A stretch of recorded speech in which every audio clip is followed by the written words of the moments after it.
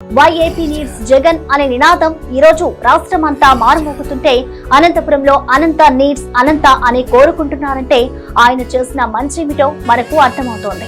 మాకంతా కూడా ఒక విజన్ అనేది కూడా ఉంది. మా వైఎస్ఆర్ కాంగ్రెస్ పార్టీ నాయకులు కార్యకర్తలు కూడా ఈ పట్టణాన్ని ఎలా కూడా అభివృద్ధి చేయాలని చెప్పేసి ఈరోజు 60 సంవత్సరాల కిందట టవర్ క్లాక్ దగ్గర ఒక బ్రిడ్జ్ కూడా, పాత బ్రిడ్జ్ కూడా ఉంది, బలహీనపడింది. ఈ రోజు కూడా పడిపోయే పరిస్థితుల్లో కూడా ఉంది.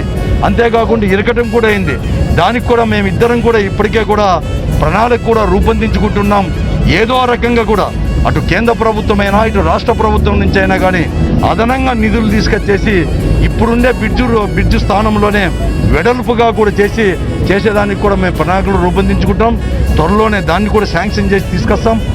Additional allocation of rupees 220 crores for widening urban link of NH42 in Anantapur town, 4-laning including the ROB, in addition to the rupees 90 crores already provided in National Highway Annual Plan for the year 2021, sir.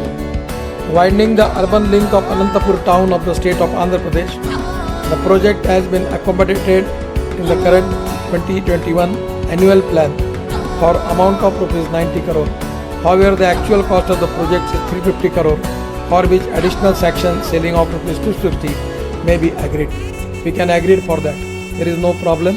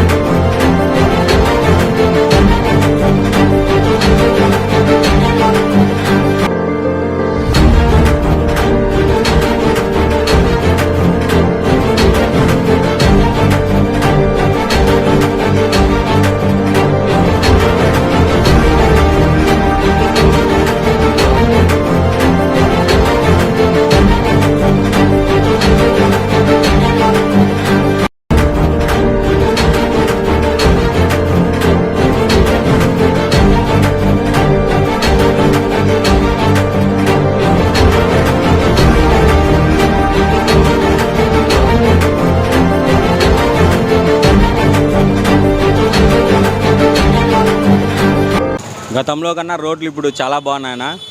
ఒక చిన్న ఇల్లు కట్టాలంటేనే మనము ఒక 2 ఏళ్ళు 3 ఏళ్ళు పడుతుంది.